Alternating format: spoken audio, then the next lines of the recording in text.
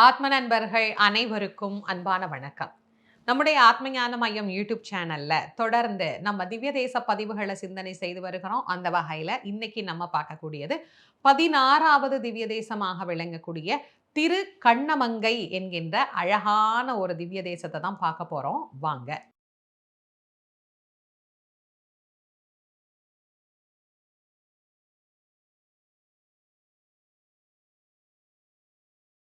திருவாரூருக்கு மிக அருகே அமைந்திருக்கக்கூடிய ஒரு அழகான திவ்ய தேசம் தான் திருக்கண்ணமங்கை அப்படின்னு சொல்லக்கூடிய இந்த அற்புதமான க்ஷேத்திரம். இதற்கு பஞ்ச கிருஷ்ணாரண்ய க்ஷேத்திரங்கள்ல ஒன்று அப்படிங்கிற சிறப்பு உண்டு.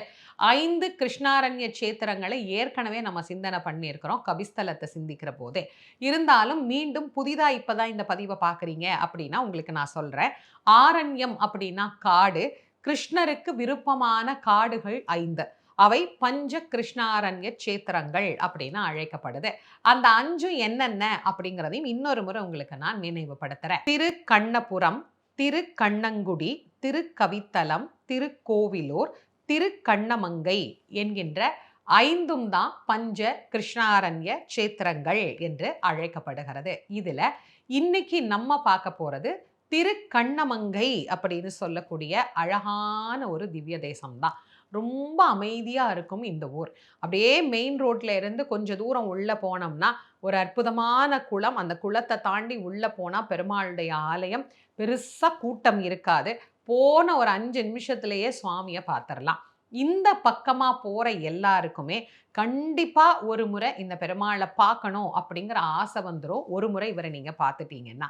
நான் ஒரு முறை இவர பார்த்த பிறகு எப்பல்லாம் திருவாரூர் போறேனோ, அப்பல்லாம் திருவாரூர்ல இருந்து கிளம்பி கண்டிப்பா போயி இந்த பெருமாள சேவிக்காம வரவே மாட்டேன். ஏன்னா, எனக்கு இந்த பெருமாள அவ்வளவு பிடிக்கும். ரொம்ப ரொம்ப பெரிய பெருமாள், உயர்ந்த பெருமாள். என்னுடைய கணவர் கூட அடிக்கடி சொல்லுவாரு, "இந்த பெருமாள பார்த்துக்கிட்டே இருக்கணும் போல இருக்கு. இவ்ளோ பெரிய பெருமாள வேற எங்கேயும் நம்ம பார்க்கிறதே அபூர்வமா இருக்கும்." அப்படின்னு. அந்த அளவுக்கு ஒரு முறை நீங்க அவர பார்த்துட்டீங்கன்னா, அவர் அப்படியே உங்கள ஈர்த்து கொண்டே இருப்பார். அவ்வளவு அழகான ஒரு பெருமாள். பெருசா உயரமா இருக்கக்கூடிய ஒரு பெருமாள். இவருக்கு ஏதாவது சாத்தணும்னா ஏணிலாம் வச்சு மேலே ஏறி தான் போய் சாத்தணும். அந்த அளவுக்கு ஆனந்தமா காட்சி தரக்கூடிய ஒரு அற்புதமான பெருமாள் இங்க எழுந்தருளுவதற்கு என்ன காரணம்? இந்த தலத்தினுடைய சிறப்பு என்ன? இதனுடைய வரலாறுகள் என்ன? அப்படிங்கிறத நீங்க தெரிஞ்சுக்கிட்டீங்கன்னா, அதற்கு பிறகு இங்க போய் வழிபாடு பண்ணுகிற போது, ஆஹா! இதுக்கு இவ்வளவு உயர்வு இருக்கா? அப்படின்னு நீங்க கண்டிப்பா அதன் பெருமை தெரிஞ்சு வழிபாடு பண்ணுவீங்க. பார்க்கடல தேவாதி தேவர்கள் எல்லாம் கடையிறாங்க. அப்படி கடைகின்ற போது பார்க்கடல்ல இருந்து ஒவ்வொரு பொருளா வெளிப்படுது. சிந்தாமணி, சூடாமணி, கௌத்துவமணி, மூதேவி, சீதேவி, அகலிகை, காமதேனு, கற்பகமரம் எல்லாம் உள்ளே இருந்து தான் வருது. அதில மகாலட்சுமி தாயார் சீதேவியாக வெளிப்படுகின்றார். அப்படி வெளிப்பட்ட தாயார் பெருமாள மனம் செய்து கொள்ள வேண்டும் அப்படின்னு முயல்கின்ற போது, தேவாதி தேவர்கள்லாம் நிக்கிறாங்க. கையில மாலையோட நிக்கிற தாயாருக்கு எப்படி இருக்கும்? 30 முக்கோடி தேவரும் வெச்ச கண்ணு வாங்காம அப்படியே பார்த்துக்கிட்டே இருக்கிறாங்க. அப்ப அவளுக்கு ரொம்ப சங்கடமா இருக்கு. கொஞ்ச நாள் தவம் செய்து இந்த பெருமாளை அடையலாமே! எல்லாரும் இப்படி நம்மளையே பார்க்குறாங்களேன்னு அவளுக்கு ரொம்ப நாணம். அந்த நாணத்துல தாயார் என்ன பண்றார், தான் போய் தவம் செய்வதற்கு ஒரு இடம் வேண்டும் அப்படின்னு தாயார் தேர்வு செய்த இடம் தான் இன்னைக்கு நாம பார்க்கக்கூடிய இந்த திருக்கண்ணமங்கை என்று சொல்லக்கூடிய இந்த அழகான திவ்ய தேசம். இங்க தாயார் வந்து இருந்து தவம் பண்ணி பெருமாளை கல்யாணம் பண்ணிக்கணும் அப்படின்னு ஆசைப்படுற போது பெருமாள் அங்கிருந்து எழுந்தருளுகிறார். பெருமாள் வந்தா மட்டும் பத்தாதே, இவர் கல்யாணம் அழகா பண்ணிட்டு சந்தோஷமா அப்பா பெருமாள் வந்துட்டார் நான் கல்யாணம் பண்ணிட்டேன் அப்படின்னு நினைச்சிருக்கலாம். ஆனா 30 முக்கோடி தேவர்களும் திரும்ப வர்றாங்க. எல்லாரும் வந்து பெருமாள சுத்தியே நிக்கிறாங்க. அப்போ தாயாருக்கு மறுபடியும் ரொம்ப வெட்கமா இருக்குதாம். என்னடா இது! அங்கேயும் எல்லாரும் இப்படி கூடி நின்னாங்க. இங்கேயும் இப்படி எல்லாரும் கூடி நிக்கிறாங்களே! எப்படி பெருமாளுக்கு நம்ம மாலை போடுறது? எப்படி அவர நம்ம கல்யாணம் பண்ணிக்கிறது? அப்படின்னு யோசிக்கிறது பெருமாளுக்கு தெரிஞ்சு போச்சு. விட்டா மறுபடியும் இந்த அம்மா இன்னொரு ஊர்ல போய் நான் தவம் பண்றேன். அங்க வா என்ன கல்யாணம் பண்றதுக்குன்னு சொல்லிருவாளோ! அப்படின்னு பயந்துகிட்டு பெருமாள் என்ன பண்ணாராம், தேவாதி தேவர்களை எல்லாம் பார்த்து ஜாட காட்டினாராம். நீங்கள்லாம் உங்க நிஜ உருவத்த மாத்திட்டு, வண்டு ரூபமா எல்லாரும் வந்து என் கல்யாணத்த பார்த்துக்கோங்க அப்படின்னு சொன்ன உடனே, 30 முக்கோடி தேவர்களும் தேனீக்களாக, வண்டாக தங்களுடைய உருவத்தை மாற்றிக்கொண்டனர். அப்புறமா மகிழ்ச்சியா தாயார் எம்பெருமான திருமணம் செய்து கொள்ளுகின்றாராமா. இந்த திருத்தலத்துல இதனுடைய சிறப்பு தான். இன்னிக்கும் இங்க ஒரு தேன்கூடு இருக்கு. பலாயிரக்கணக்கான வருடங்களாக இந்த தேன்கூடு அப்படியே இருக்குது. பலாயிரக்கணக்கான தேனீக்கள் இன்னைக்கும் அதுல வந்து உட்கார்ந்து போகுது. ஆனா பக்தர்கள் யாருக்கும் எந்த இடைஞ்சலும் கொடுக்கறது இல்ல அப்படிங்கிறது கண்கூடாக நம்ம பார்க்கக்கூடிய விஷயம். தேவாதி தேவர்கள் நித்திய கல்யாண பெருமாளாக இந்த பெருமாளை தினம் சேவிக்கணும் அப்படிங்கிறதுக்காக தேனீக்களின் வடிவமாக இங்கு இருந்து அவர்கள் இந்த பெருமாளையும் தாயாரையும் சேவிக்கிறார்கள் அப்படிங்கிறது தான் இந்த ஊருக்கு உண்டான தனிப்பெரும் சிறப்பு. தாயாரும் பெருமாளும் இங்கு வந்ததுக்கு இதுதான் வரலாறு. இங்க சுவாமிக்கு பேர் என்ன தெரியுமா? பக்த வத்சல பெருமாள் அப்படின்னு பேரு. தாயாருக்கு திருக்கண்ணமங்கை நாயகி அப்படின்னு பேரு. அபிஷேகவள்ளி தாயார் அப்படின்னு அழைக்கப்படக்கூடிய நாமத்துல இங்கே தாயார் எழுந்தருளி அருள் புரிகிறார். இங்கு பெருமாளுக்கு பத்தராபி பெருமாள்னு ஒரு திருநாமம் உண்டு. பெரும்புறக்கடல் அப்படிங்கிற ஒரு திருநாமமும் இங்கு பெருமாளுக்கு உண்டு. ஏன் இந்த பெயரெல்லாம் பெருமாளுக்கு வந்தது அப்படின்னா, பக்தனுக்கு ஆவி போல் பெருமாள் இருப்பாராம். அதனால இவருக்கு பேர் என்ன? பத்தராவி பெருமாள் அப்படின்னு பேரு.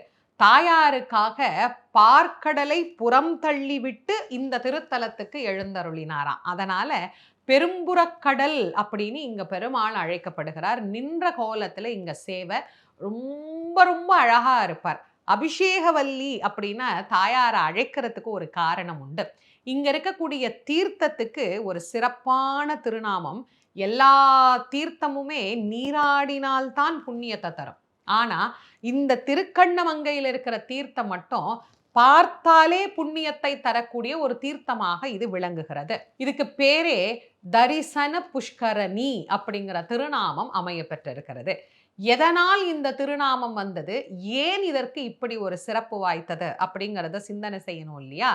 பெருமாள் வாமன அவதாரம் எடுக்கிற போது தேவாதி தேவர்கள் எல்லாம் மகிழ்ச்சி அடைந்தார்கள். அப்போ ஒரு திருவடியினால் அவர் விண்ணுலகத்தை அளக்கின்றார். விண்ணுலகத்தை அளக்கின்ற போது தருமத்தையே நீராக்கி பிரம்மதேவர் என்ன பண்றாராமா, மேல இருந்து அவருடைய திருவடியை அபிஷேகம் செய்கின்றாராம். அப்படி அபிஷேகம் செய்த அந்த தீர்த்தத்துல ஒரு துளி தீர்த்தமானது இங்கே விழுந்ததனால் இந்த தீர்த்தத்துக்கு அபிஷேக தீர்த்தம் அப்படின்னு பேரு.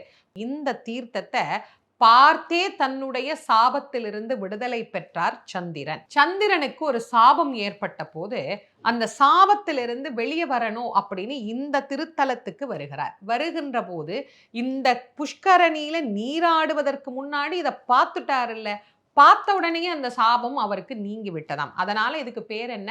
தரிசன புஷ்கரணி அப்படின்னு பேரு. இந்த தீர்த்தத்தை எடுத்துதான் பெருமாள் தாயாருக்கு அபிஷேகம் பண்ணி பட்டத்து மகிழ்ச்சியாக ஆக்கி கொண்டாராம். அதனால தாயாருக்கு இங்க பேர் என்ன? அபிஷேகவள்ளி தாயார் அப்படின்னு பேரு. இப்படி ஒரு தீர்த்தத்தை எங்கேயாவது பார்த்துருக்குறோமா? பார்த்தாலே நமக்கு புண்ணியத்தை தரக்கூடிய, பாவங்களை போக்கக்கூடிய ஒரு தீர்த்தம் இருக்கின்ற அழகான திருத்தலம் தான் இந்த திருக்கண்ணமங்கை என்கின்ற திவ்ய தேசம். 12 ஆழ்வார்களும் பாடியருளிய பாசுரங்களை எல்லாம் தொகுத்து நமக்கு தந்தவர் நாதமுனிகள். அந்த நாதமுனிகளின் சீடராகிய திரு கண்ணமங்கை ஆண்டான் என்கின்ற சீடர் இந்த திருத்தலத்திலே வாழ்ந்து பெருமாளுக்கு கைங்கரியம் பண்ணி அவருடைய பதத்தை அடைந்த காரணத்தினால இந்த திருத்தலத்திற்கு திரு கண்ணமங்கை என்கின்ற பெயரே அமைய பெற்றிருக்கிறது.